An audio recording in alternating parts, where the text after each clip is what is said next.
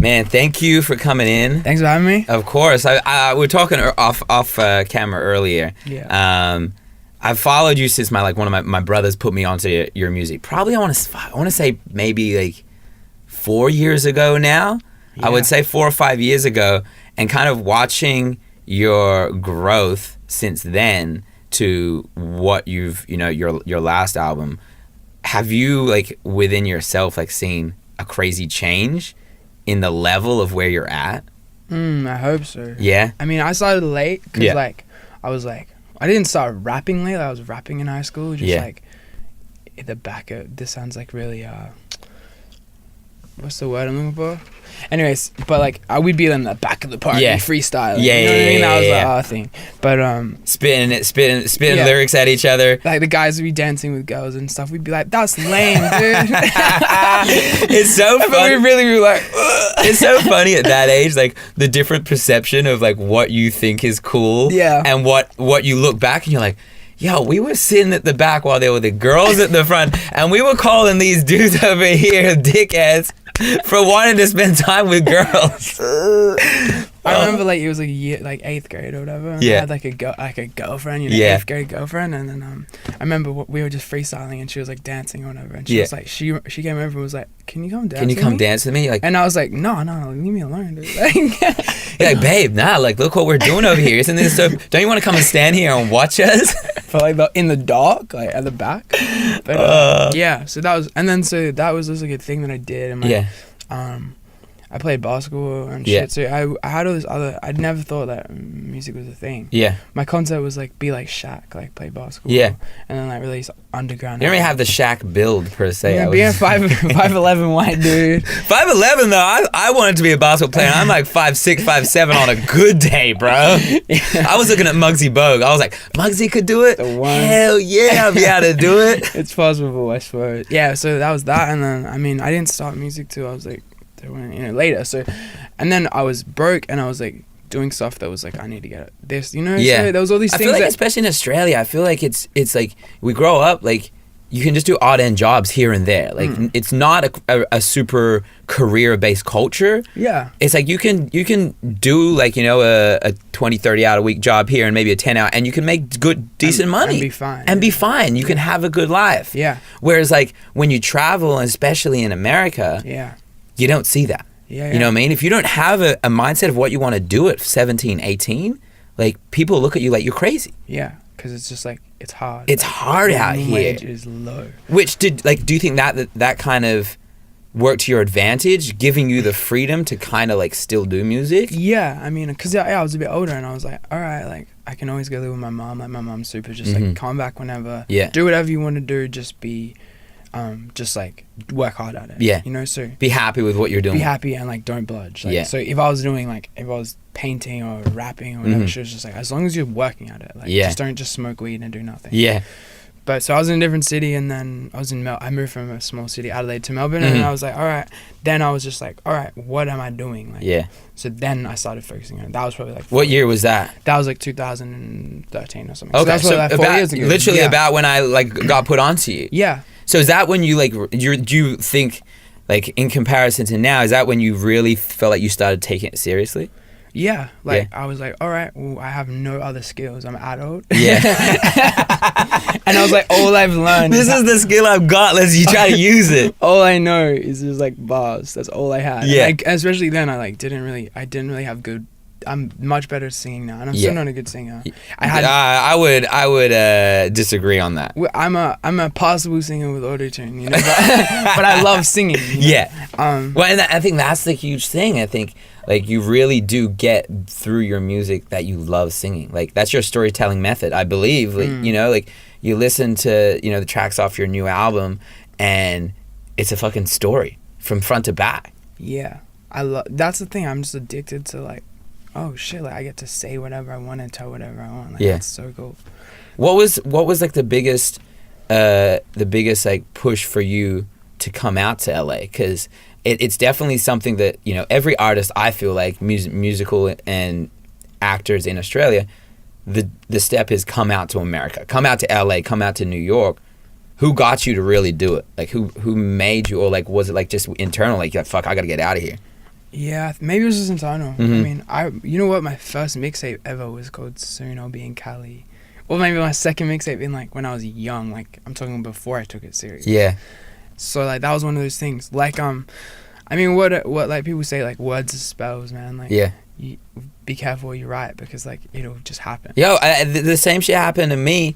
I used to, before I even finished high school, I would apply to colleges in America, and I didn't get into any universities in Australia. Like I was terrible at school. I was terrible at school. Like I barely passed my TEE. Like I got like a 60 something on it, like the worst score. Yeah. And I'd apply to American colleges, and my mom would be like, what are you doing? You don't Like even one, we can't afford for you to go to an American college. Yeah, when you can stay here. When you stay here and do university and it's kind of free, or like I would have to do like the two, like, you know, you gotta like be like an adult like student or whatnot before you can get in.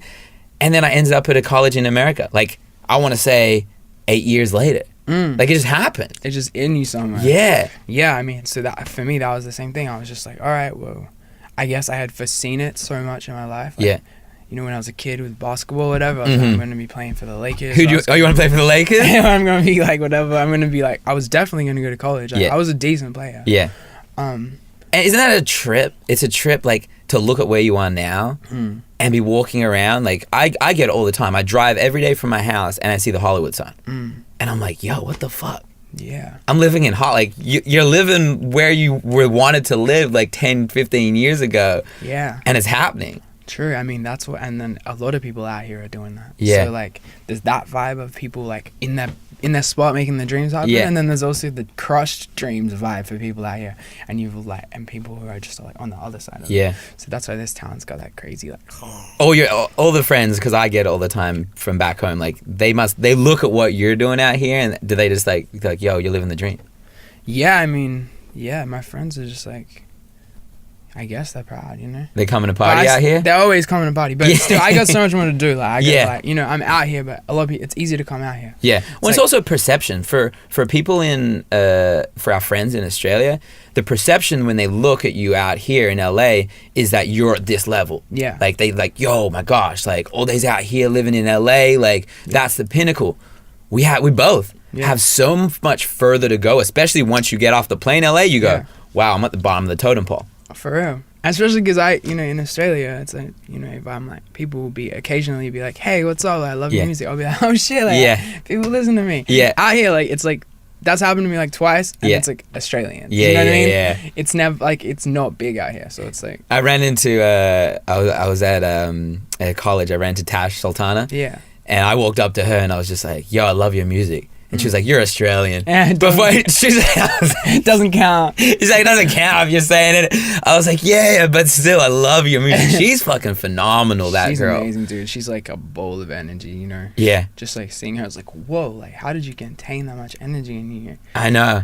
And then just like not be blown up and then just blow up like amazing. Crazy. It's crazy to see. Like it's beautiful. That's why people are paying tickets. It's like you just she sells out every concert that she has that has been in LA anyway. I went to one, I think it was at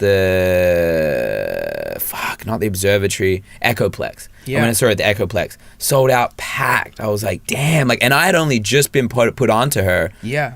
Maybe a couple of months before that. Yeah. I was like, damn. It's so quick, but you know, she's like a bowl of light. Yeah. Like people like seeing fucking shooting stars. Like, well, and her music not very similar to yours in the sense of it's like super honest. You know what I mean? Like the stuff she's talking about, the sound is raw and like exactly what we were talking about earlier, which we're going to get into when we talk about your album. It's like people, especially out here, they haven't heard an Australian voice before talking about like.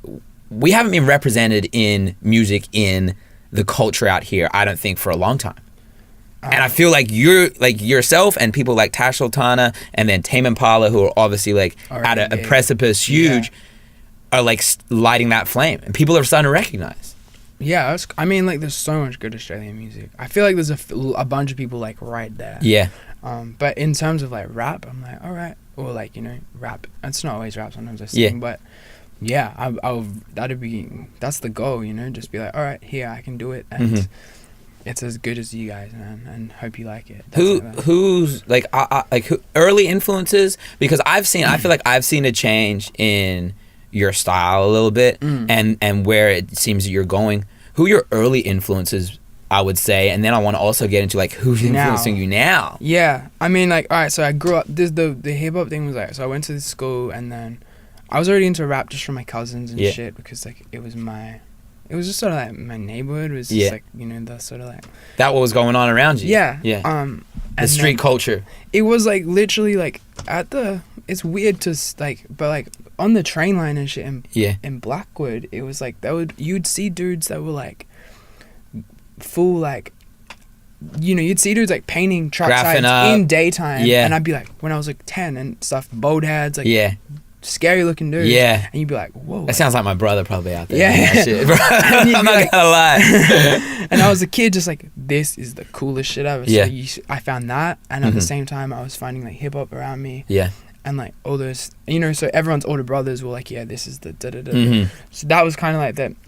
I went to high school, and my friend's older brother was like super 90s head, so I immediately got burned like a whole CD wallet of like, you know, just like every classic 90s album, like Eric B.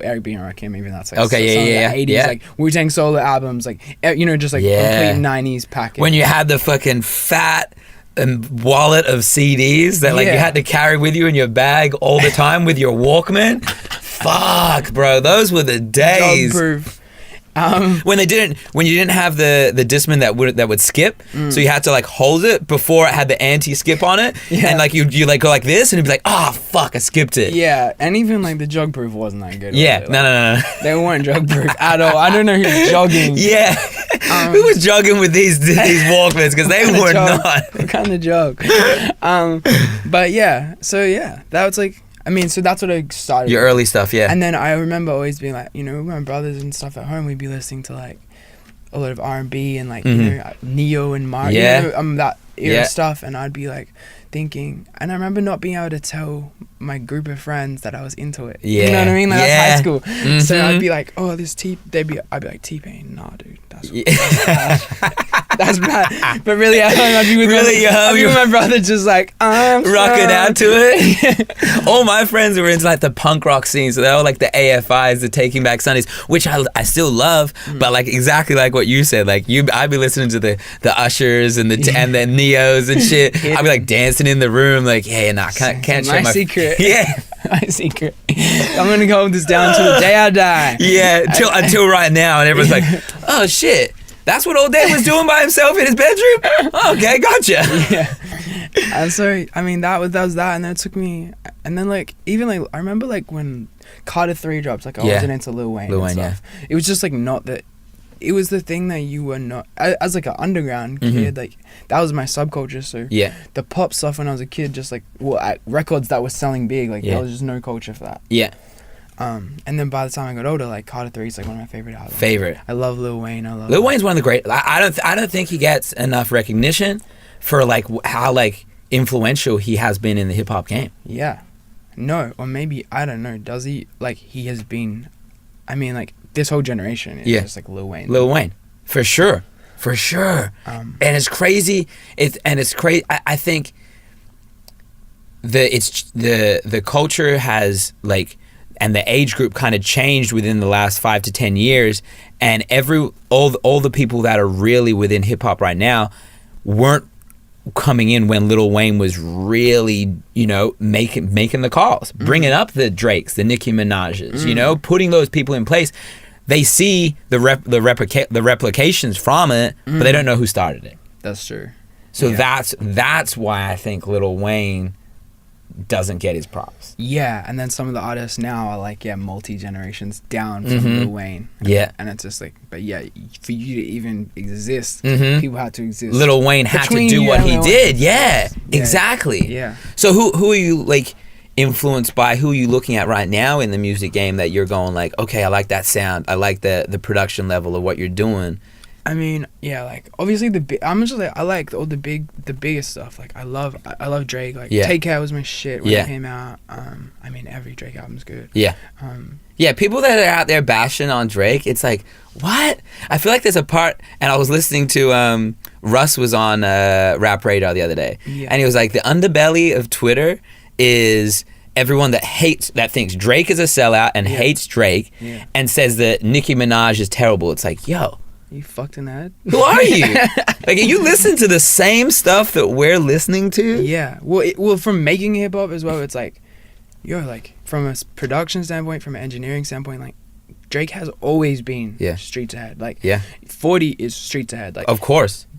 Like, these dudes are like, whoa, like, you're just getting the crispest, you're just making the best mix decisions. Yeah. They just, like, I mean, like, they're like, they take a tiny bit from the sides, like David Bowie used to do, or like Rolling Stones used to do, be like, all right, that's a subculture. I'm gonna take the tiniest bit, and just make it and sell it. Like, for sure, this shit is like, it's amazing. Well, they're ahead of the curve. Yeah, you know what I mean. And we need people in the culture that do that. Otherwise, we get into the rut of hearing the same beats, the same type of music for 5-10 years, and I feel like we kind of were in some cultures. I feel like we have been in that, and I think we're getting out of that. And I think that, like, especially hip hop, I think hip hop's, people say it's in a bad place. I think hip hop's in a great place right now. I feel like everyone's always saying hip hop's in a bad place. It's like the cool thing to say. I bet in like 94 people. It's like the cool thing. It used to be better.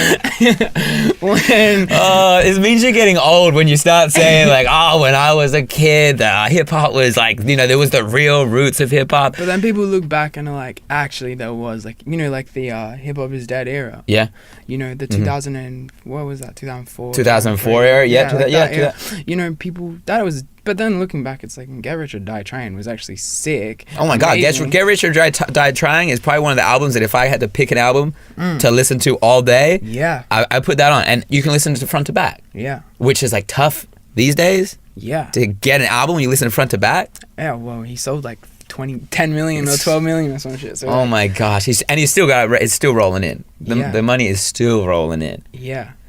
Shout out to Vitamin Water and as well. What a G. Oh my God! Shout out to Vitamin Water. I think who's got effing now? I think 50's effing.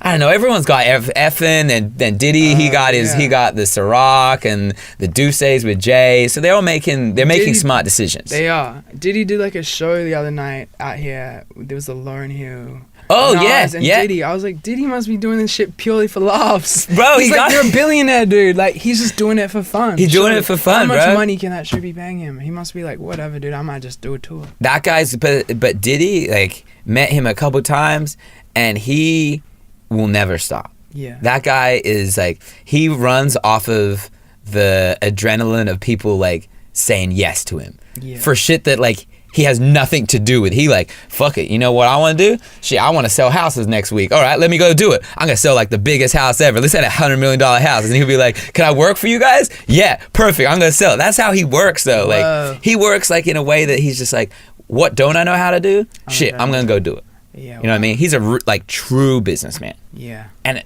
that, like, you see that with the heads of, you know, like your Jay-Z's, your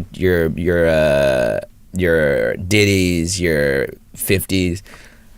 They're keeping the culture going, but they're also like fucking showing that there's other things out there to do. Yeah. You know, they're really allowing kids to like see like, oh shit, you know what? Like, I can diversify what I want to do and be a business person or do this, which I think is great. Yeah, it's for the culture. Cool. Yeah, and like these guys are like, you know, these guys are like billionaires. And yeah.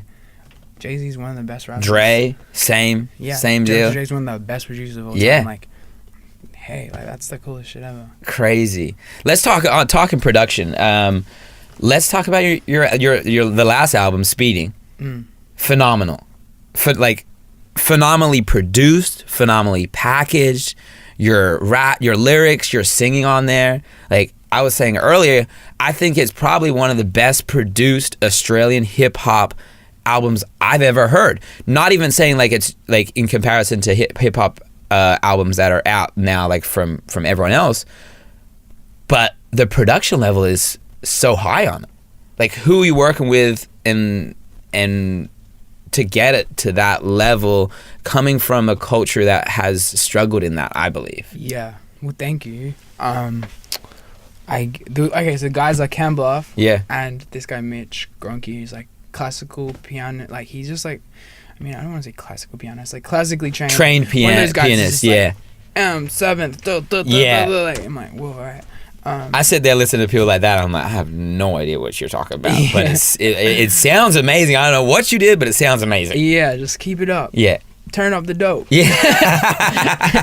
But I often ask him like about, I often go, just explain to me how classical music has influenced pop music. Yeah. Writing or some and he, you know what I mean? Like, yeah. He's like just a genius in that though. Yeah.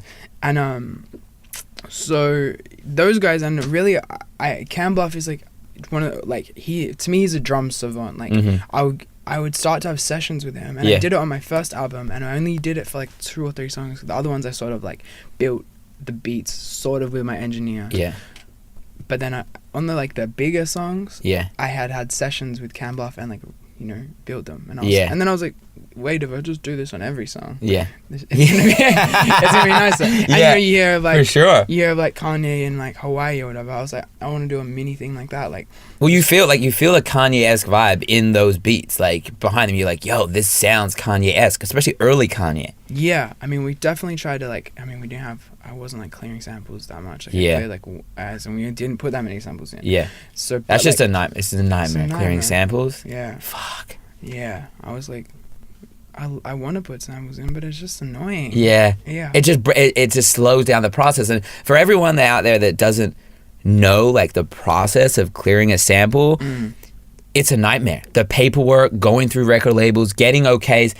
There's so many records that never get put out because of samples. Yeah. Or you got to go back and redo something because they're like, yeah, we can't use that sample. Yeah, and then the vibe's gone.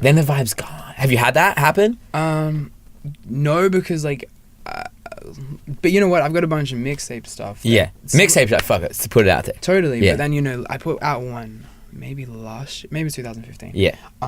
That was like a mix. And there's some like good songs in there, but now I'm like, a lot of people are like, yo, you should put that on Spotify. They're my favorite songs. Yeah. And I'm like, actually, I can never, because it's all I would love to, but I will get fined, and that would not be good. Yeah, like my label and stuff, I just like, no, dude, that's not going on there. Yeah. So I've done that heaps with mixtapes. Which sucks, but it's also like I'm rapping on whatever. Mm-hmm. What was the concept behind this album?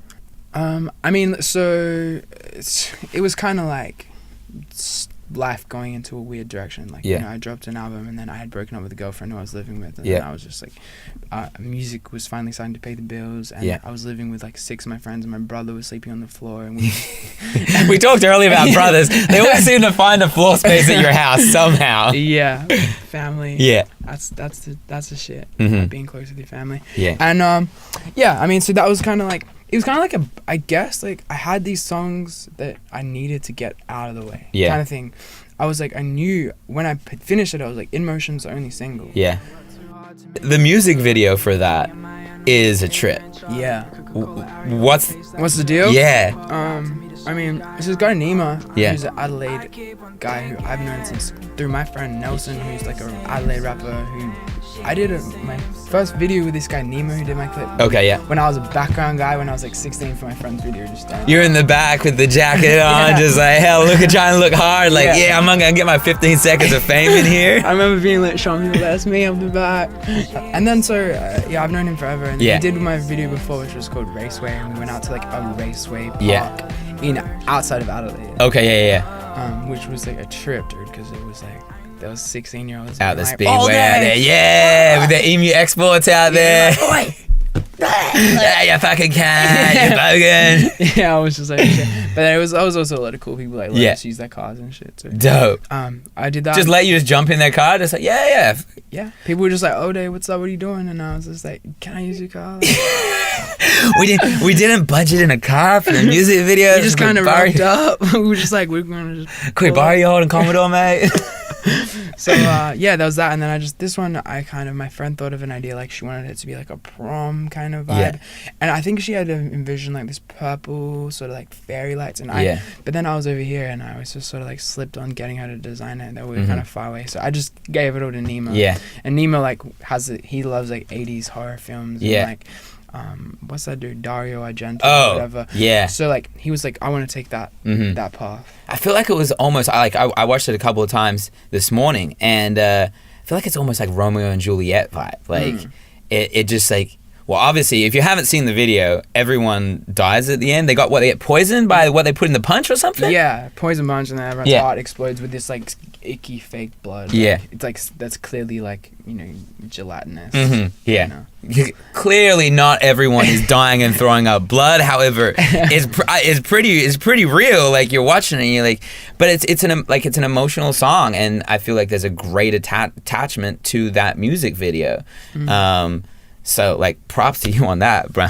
Like, thanks. It was cool, man. And you know what else? A trivia, like IMDb trivia. Yeah. At the end, we're like in this parking lot, and it's this like and I have to go to I'm walking out of the hospital in the last scene, and that was the hospital I was born in. Like, crazy. I was like, bro, this shit is just like, it was just a nice. On purpose? Accidentally, because I just looked at the thing. And he was like, "Oh, we'll just go to this hospital shot," and I was like, "Yeah, that's the hospital I was born in." Wow. So that was cool. And then talk me through at the beginning of the video. It has like a script, like some stuff. I didn't write that actually. Okay. But as in, that was just sort of like Nima just sort of was like, all right, this is like how I'm feeling about this song. Yeah. And you know, I mean, that is to me, I thought it was cool because that wasn't even the meaning of my song. Yeah. Do you know what I mean? My song was just like about what happened. Like, I wasn't making like a statement about about love in a generation.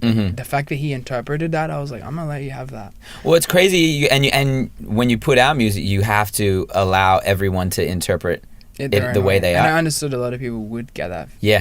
And also that is true. Like, you know, that is the way that love is different now. Yeah. Like, we have too much choice, or we have a good amount of choice. Is it scary putting music out and knowing that you're letting everyone in on your life? People always say that. I don't really give a fuck. Yeah. Like, it's like... Well, just like meeting you today, like you're an open person. You know what I mean? Yeah. I mean, that's the thing. I'm open, and like, I know when to close off. Like, with humans, I'm like, I think I'm old enough, and like, you know, but I used to come over here and in certain places in life and like give too much to people. But now I feel like I can read people who are on my wavelength, and I'm like, that's a way that I feel like I've just grown as a person. So I'm not getting exhausted by giving too much to people who aren't gonna be reciprocal. For sure. With music, it's like, it's the same deal, except you just have to put it into the song, and it's gonna be reciprocated. Yeah. Like, there's gonna be people, and there's gonna be people who don't get it, but it's like, or just have no connection to it. But that's all right. Yeah. It's like, I mean, for me, I'm lucky because I was always like even in high school, I was like a polarizing dude. Like, I was, like, the first day of high school, I got in a fight. Isn't that the aim though? First day of high school, like, walk in there. I think that's the first day of prison. Shit, prison, high school, the same thing. You know what I mean? You're all locked in one area. You can get out 7 times. Hey, work. You walk in and you pick the biggest motherfucker and you hit him. Yeah, I mean, so that was like a thing. I was always like, yo, what the fuck do people like feel this way about me? But that's the way sometimes, if you're someone who just like maybe has like a belief in yourself or whatever, that's gonna like rub people the wrong way. That's just life. Like, it's animalistic. So like, I mean, I was always just like, all right, I can't do anything about this. I'm just doing me all the time. And you have to. You can't walk around the rest of your life. Smaller for people. No. It's small poppy syndrome, you know what I mean? It's like, and then the moment you start doing that, the moment you're sitting there going like, damn, what am I doing with my life? You know what I mean? Like, I'm not doing this because it makes someone else feel bad. Totally. Like, I mean, that's stupid. I felt, in Australia, like, that's the thing. Like, as soon as I got a bit bigger in Australia, I started tripping out. Like, man, everyone thinks that I think I'm the shit.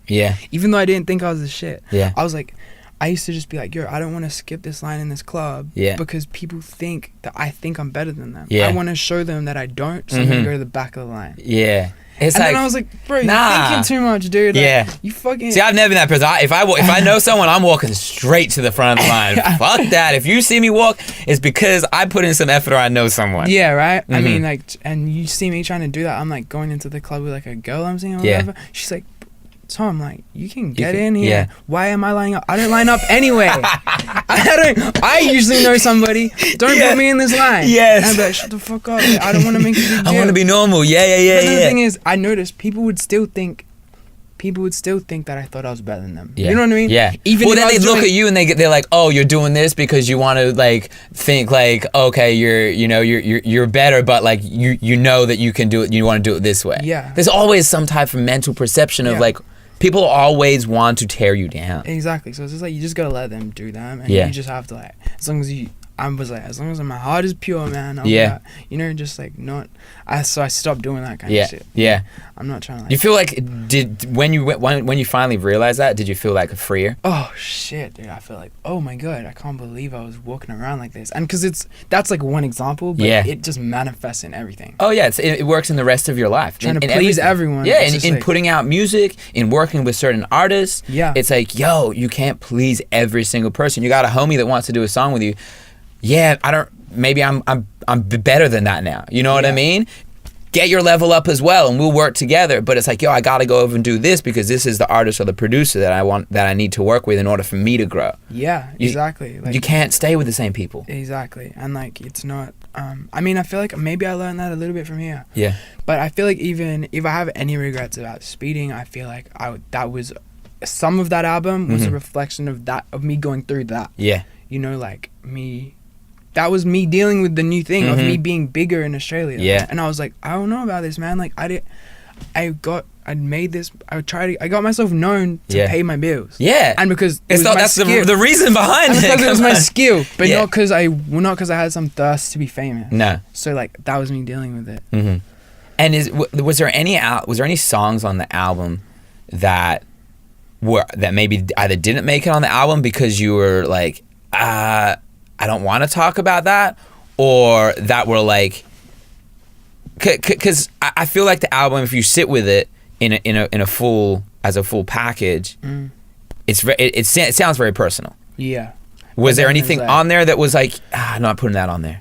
I mean, yeah, like I wrote whole verses and stuff. I was like, man, actually, that's just. I like J. Cole, but I'm not J. Cole. Like, I'm not. Or like, all right, here's a better example, like of like.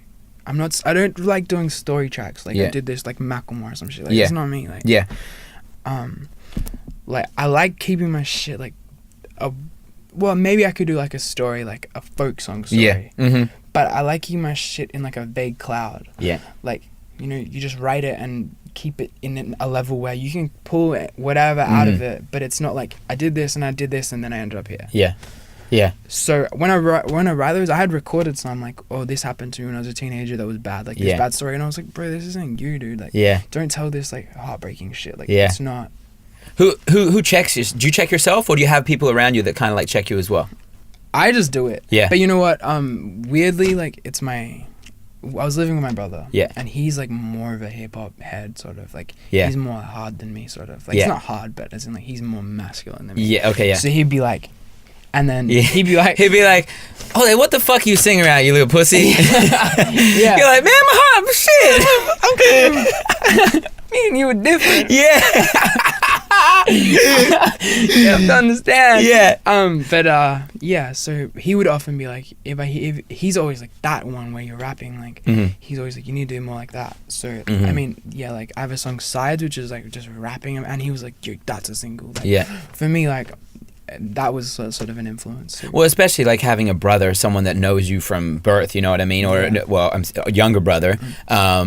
They see through all the different like life things that are going on in life, and they know you for who you are. Yeah. Of that, they're the present you. They're like, all right, yeah, whatever. But this is because people that get involved, and I'm sure you're learning this, and you're gonna learn it even more. That come on. As the path is already like nearing where you wanted to be, they know you for the last year, the last 2 years. They don't know what's in your heart from like when you were 15, rapping instead of dancing with girls. Exactly. So I mean, he definitely sees that. He for my brother, he's got this part of him that's like, yo, like I know, like I see that you can really rap. Yeah. You know. And he's seen it, like he's seen us do, like he would be smoking bongs in the shed with his friends, and he'd get me and my friend to come in and be like, he'd come in and we'd be watching TV, he'd be like, can you guys come freestyle for us?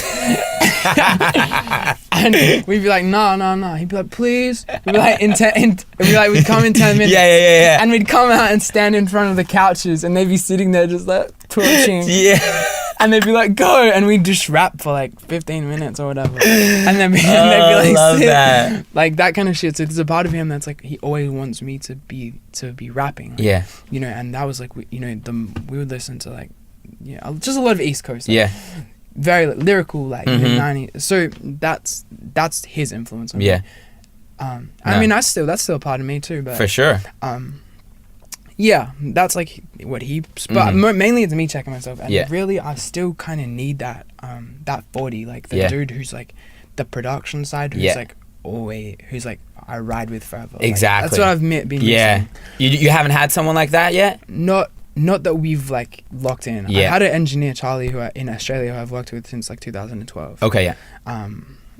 But he's not really like he engineers. Yeah, like, he's not like not into the more the production side. Yeah. Yeah, no, you definitely like when you. I guess like I from what I've seen from people that have that producer that they just ride or die with, it's that chemistry. Like what you're talking about. Like your brother, they know you. They know what beats they should be putting on. They know like okay, this is what's gonna bring out the best. Yeah. In Allday. Yeah. You know exactly. Like and when I find that, that's gonna be like the next level. The next level. It's like that. It's like right there. Yeah. No Saints off the album is one of my favorite. Cool. That's my brother's favorite. Yeah. Well, talk to me about that song. That was just like so this house that we used to work in, Cam Bluff. I mean, Cam Bluff is like we have a super good chemistry as well. But I mean, he's in Australia. Yeah. And, like, it's tough when you're not in the same place. Yeah, and he had other producers that were living with him, Hamley, who produced a couple beats on my album. Yeah. And this other guy, Vince. So they live in the same house above like a fish and chip shop. Hell yeah. And it's like it was like this huge, and you just go in there and just like beats from every room. Yeah.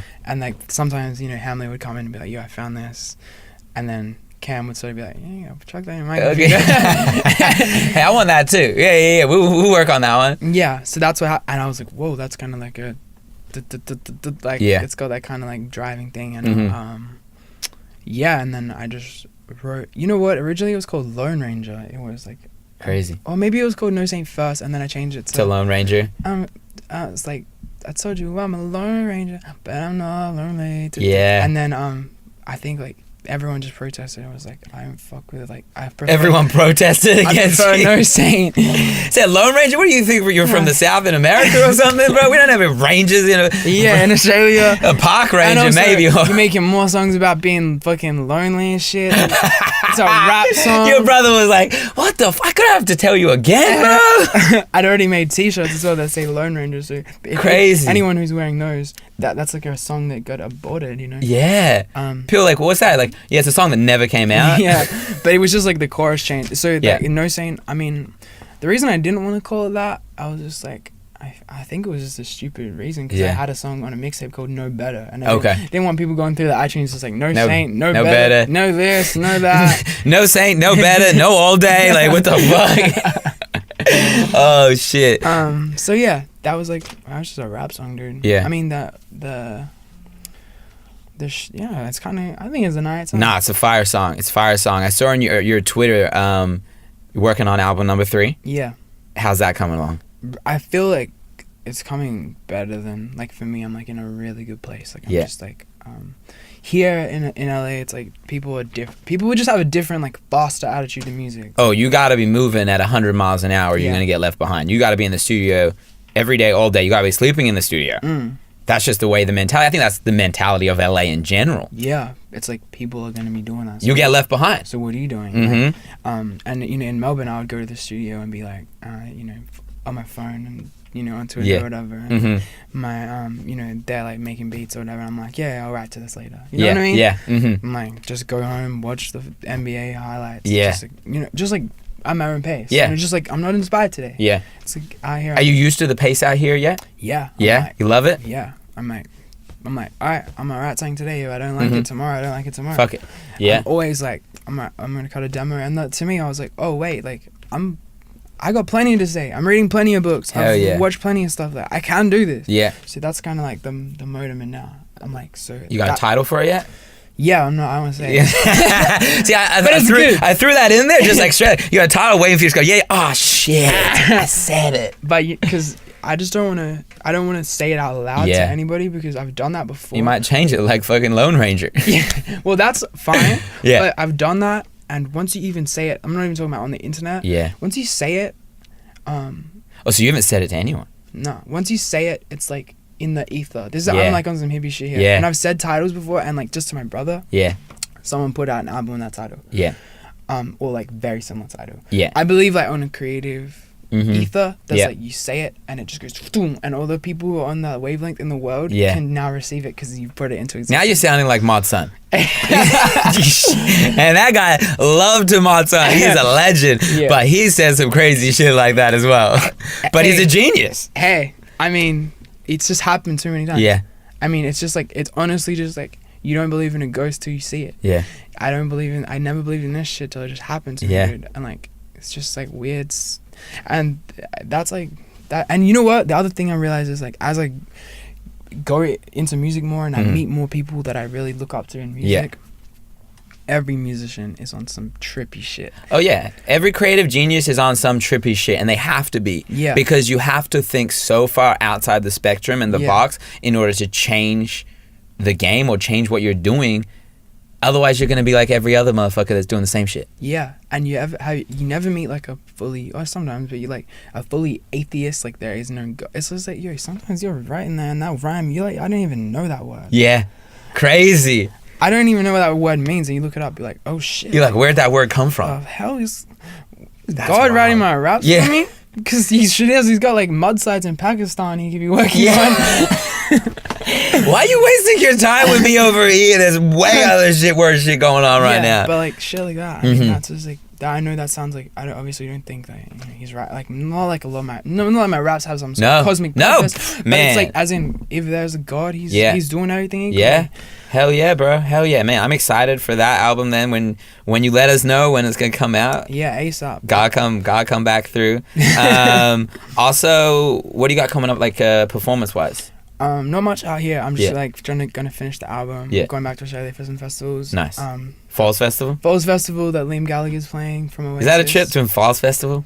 It now, is. like, It is. because like you grew up probably going to Falls Festival, or was it Falls Festival then? It was. It was, yeah. But I was like, you know, I was just like broke as a joke. Like I never got to. You didn't go jump to the those. fences? I used to jump fences all the time. That was my shit because I couldn't afford to go to the concert, but I would jump fences. Oh, I guess I was still in my hater shit. I'd be like, you guys are going to that festival and dressing like that?